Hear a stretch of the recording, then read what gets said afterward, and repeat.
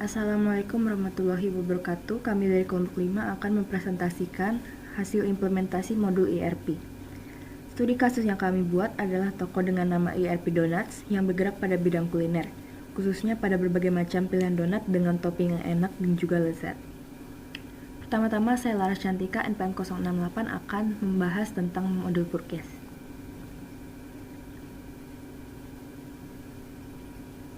Yang pertama harus dibuat adalah produk yang merupakan bahan baku dari donat itu sendiri maupun produk dari bahan baku toppingnya. Caranya tinggal create, terus masukkan nama produk yang akan dibuat. Kemudian bisa isi sales price dan juga cost-nya. Bisa dipilih juga tax-nya mau berapa. Terus ada produk tape yang consumable maupun service. Pada kolom purchase ini bisa diklik di on order quantities lalu di save. Hasilnya akan muncul pada halaman products. Kemudian setelah membuat produk, kita harus membuat vendors-nya yang merupakan supplier dari produk itu sendiri. Supplier sendiri bisa berupa individual maupun company. Kalau company besar, kalian bisa langsung ketik aja dan langsung keluar pilihannya. Biasanya isi dari kolomnya ini langsung menyesuaikan. Namun jika individual, kalian bisa isi namanya. Terus habis itu kalian bisa isi sesuaikan sendiri, bisa isi email, detail, teks, dan lain-lain. Kemudian akan muncul di kolom vendor seperti ini. Kira-kira seperti itu. Presentasi selanjutnya akan dilanjutkan oleh teman saya.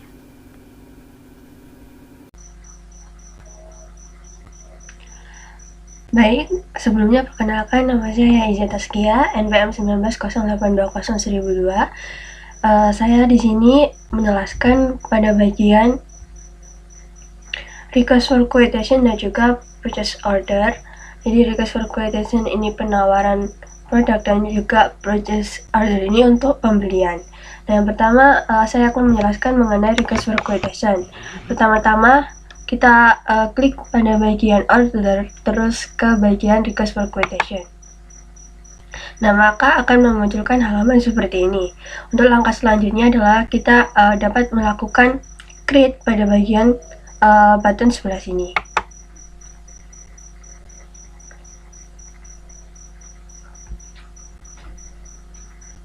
Nah, kemudian akan menampilkan halaman seperti berikut ini. Untuk langkah selanjutnya adalah kita dapat memilih vendor.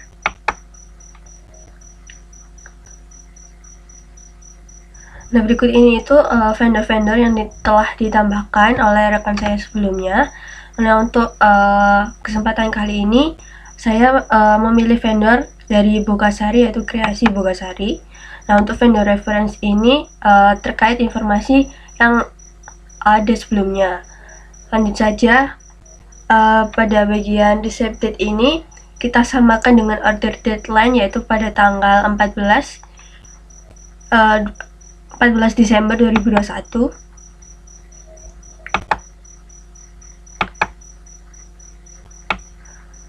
Nah, setelah selesai pada tanggal, kita dapat menambahkan produk yang ingin dilakukan penawaran. Caranya adalah dengan cara klik add a product.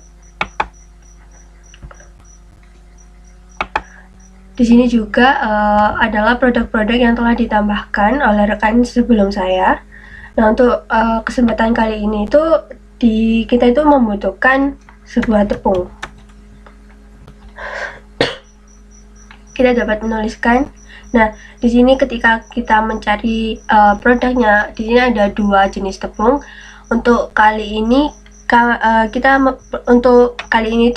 menggunakan tepung yang 1 kg. Nah, untuk deskripsi ini adalah deskripsi dari produk, kemudian quantity ini adalah satuan barang. Di sini kita membutuhkan 5 tepung. Unit price ini adalah harga satuan barang dan subtotal ini jika kita refresh, nah akan memunculkan perkalian antara harga satuan barang dikalikan dengan quantity. Nah, untuk dapat menambahkan produk lagi itu bisa dengan cara yang sama, yaitu dengan menambahkan add a product di bagian sini. Misalkan kita ingin menambahkan tepung yang 25 kg. Nah, hasilnya akan seperti berikut. Nah, untuk total keseluruhan adalah 290.500 ditambahkan dengan adanya ini tax 10%, sehingga hasilnya adalah 321.750. Nah, setelah selesai, kita dapat melakukan save terlebih dahulu.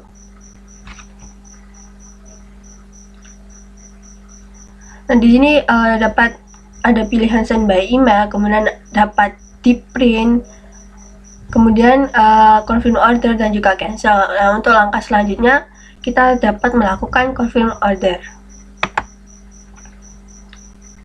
Nah, maka akan menampilkan halaman seperti berikut, yang berarti ini adalah penawaran yang ke-18.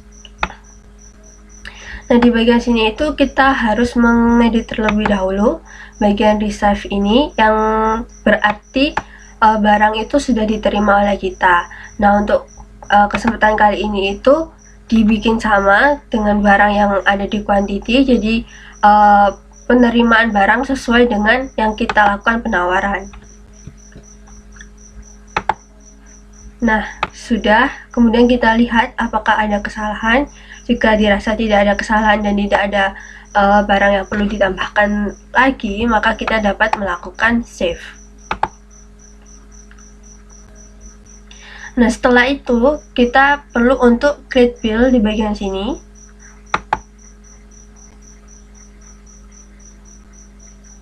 Nah, maka akan memunculkan halaman sebagai berikut. Sebelum melakukan konfirmasi, kita harus melakukan edit terlebih dahulu. Nah, kita harus mengganti pada bagian bill date pada bagian sebelah sini dengan tanggal yang sesuai pada tanggal 14 Desember 2021.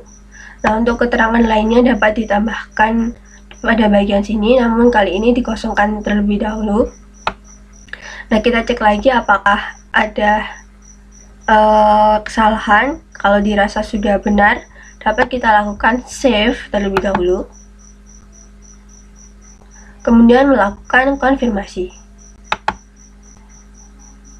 Nah, maka akan menampilkan halaman sebagai berikut. Nah, setelah dirasa sudah sesuai, maka kita dapat melakukan register payment atau pembayaran. Nah, di bagian jurnal ini itu kita dapat ingin melakukan pembayaran melalui bank atau cash. Nah, untuk kali ini tuh kita menggunakan bank. Kemudian terdapat di setback akun ini bisa ditambahkan dengan informasi yang sesuai. Namun di sini kali ini itu dikosongkan. Kemudian aman ini adalah jumlah dari harga yang harus dibayarkan. Kemudian payment date ini adalah jadwal pada saat kita membayar, dan memo adalah yang ada di bagian sebelumnya. Nah, ketika sudah benar, maka kita dapat melakukan create payment. Nah, maka akan menampilkan halaman sebagai berikut. Nah, tanda ini itu berarti bahwa ini itu menandakan kalau sudah terbayar. Kita cek lagi. Setelah selesai, kita dapat melihat sesuai atau tidak pada bagian purchase order. Nah, maka akan menampilkan full bullet yang seperti pada gambar berikut yang dinyatakan sudah terbayar. Di bagian request for quotation juga sama. Nah, purchase order sudah dilakukan order untuk pembelian. Sekian penjelasan dari saya. Mohon maaf bila ada kesalahan. Untuk bagian selanjutnya akan dijelaskan oleh rekan saya. Terima kasih. Ya, assalamualaikum warahmatullahi wabarakatuh. Di sini saya Muhammad Fauzan Suwantoro ingin melanjutkan dan mempraktekkan tugas dari mata kuliah Sistem Enterprise. Nah, di sini saya akan mempraktekkan dari modul kedua pembelajaran ERP. Di sini itu pembelajaran CRM. Di sini saya akan mempraktekkan dari soal, yaitu yang pertama itu yang soal A, tambahkan minimal 5 produk dengan variasi minimal 2. Nah, di sini di halaman di bagian purchase, kemudian ke produk. Setelah produk, terus kita klik create. Nah, setelah diklik create ini kita masukkan produk yang ingin ditambahkan. Misalkan di sini studi kasus kami yaitu toko donat yang menjual berbagai macam donat dengan berbagai varian rasa. Jadi di sini saya ingin mengisi atau menambahkan produk yaitu selai blueberry. Jadi blueberry jam, blueberry jam. Nah, setelah diisi namanya, jangan lupa dicentang can be sold dan can be purchased. Kemudian tipenya itu consumable, order quantity, sama sales price-nya ini tentukan harganya. Jadi di sini harganya itu kita buat 6.000 per botol. Nah, di sini kasih image-nya, jangan lupa image dari selai blueberry-nya. Teks 10%. Sudah, kalau gitu tinggal di save. Nah, jadi save, maka sudah akan masuk di list produk, yaitu blueberry jam. Nah, setelah ada di list produk ini, selanjutnya saya ingin mempraktekkan yang B ini, yaitu tambahkan customer minimal 10. Nah, kalau customer ini kita ke menu sales. Nah, di menu sales ini kemudian ke order, terus ke customer. Nah, di customer ini tinggal klik create. Terus di sini terserah mau company yang besar yang menyediakan barang-barang atau individual, terserah. Ini saya mau individual aja. Misal namanya itu Jimmy Neutron. Company name-nya ini terserah mau diisi apa enggak. Kalau mau diisi ya silahkan. Kalau misalnya dia kerja di Carrefour misalnya di Carrefour, terus jadi marketing manager misalnya. Terus ini diisi data dirinya, terserah ngarang aja. Kemudian kalau sudah klik save, kemudian sudah deh di save. Nah, setelah di save kita kembali ke customer. Nah, di customer ini akan ada orang-orang yang sudah kita tambahkan. Jadi tadi itu Jimmy Neutron. Nah, ini dia Carrefour Jimmy Neutron tadi yang sudah saya tambahkan. Kemudian selanjutnya ini saya akan mempraktekkan tentang order order upsell. Nah, di sini maksudnya order upsell ini yaitu jadi ketika kita memesan barang, nah barangnya ini dikirimkannya itu lebih banyak daripada jumlah yang kita pesan. Nah, itu bisa masuk ke order upsell itu gitu. Nah, biasanya perusahaan-perusahaan melakukan hal begini itu karena yang pertama ingin menghabiskan stok. Nah, kenapa ingin menghabiskan stok itu? Biasanya itu ya gara-gara sudah mendekati expired atau dia memiliki stok yang menumpuk di sana kayak gitu. Nah, di sini itu caranya untuk upsell itu semisal hal yang pertama yang dilakuin itu buat quotation-nya dulu. Nah, dibuat quotation-nya dulu, misal customer-nya ini itu Lotte Mart. Nah, Lotte Mart expired date-nya terserah mau dibuat apa aja. Payment terms-nya ini saya buat end of following month. Terus add product nih, add product yang mau dibeli. Semisal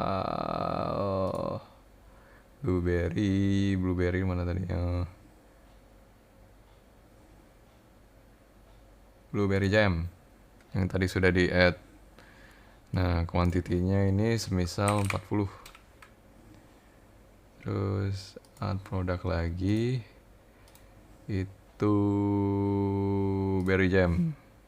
Misal kuantitinya ini 20 kayak gitu.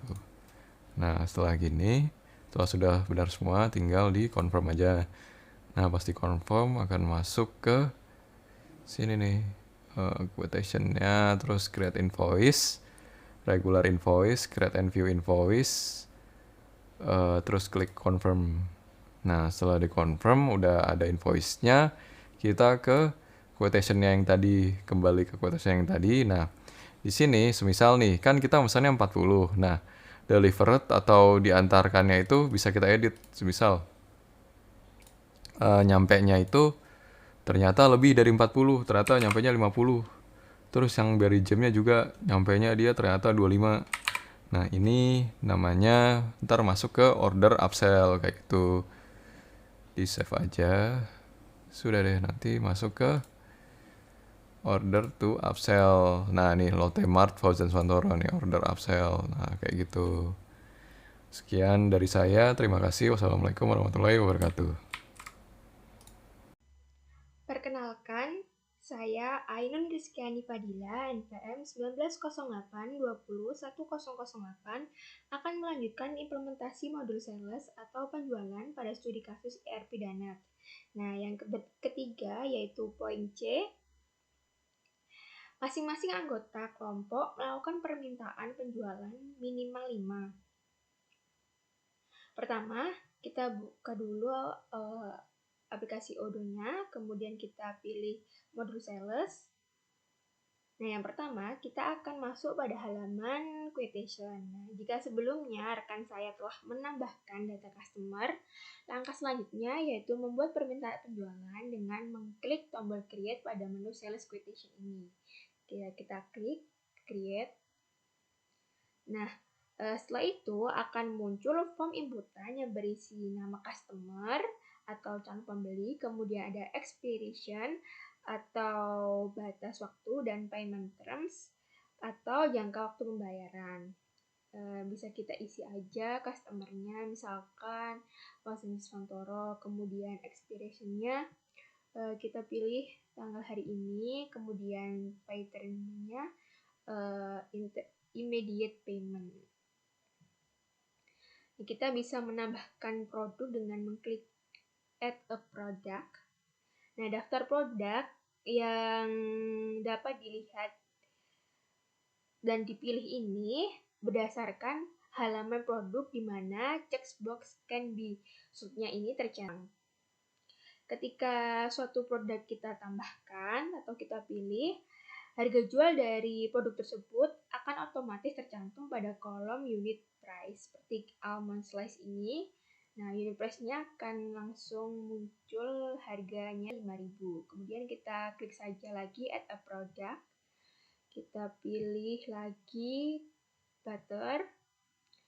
Kita add a product lagi. Pilih cheese. Nah, kita itu bisa menambahkan juga quantity atau jumlah yang kita butuhkan. Misal kita butuh almond slice 10, kita butuh butternya sebanyak 5, kemudian cheese-nya kita butuh 10 juga. Nah, kita klik saja langsung confirm untuk membuat permintaan penjualan. Nah, permintaan ini akan masuk pada to order to invoice, yaitu order to invoice.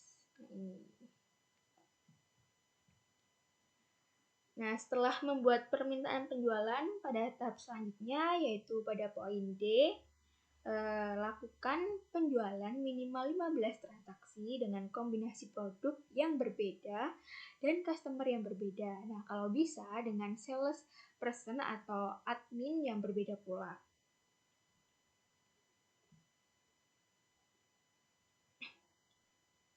Di sini dapat dilihat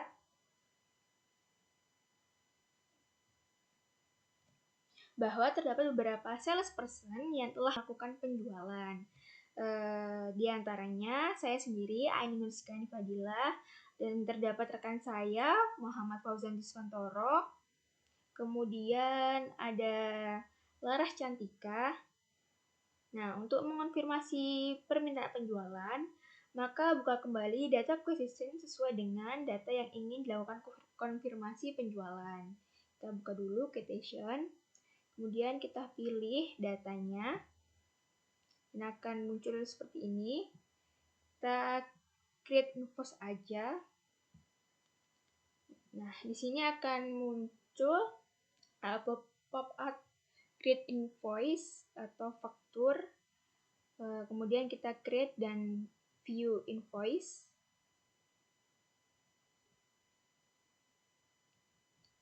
Kemudian kita confirm saja.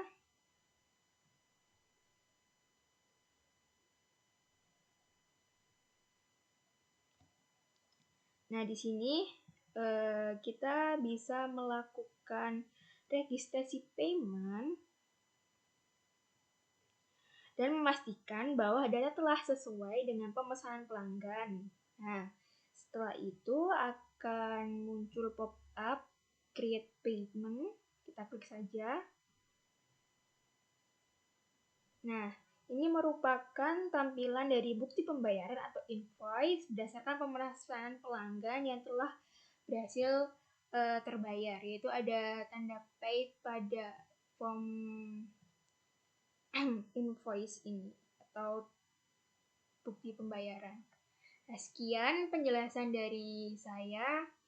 Kurang lebihnya mohon maaf. Wassalamualaikum warahmatullahi wabarakatuh.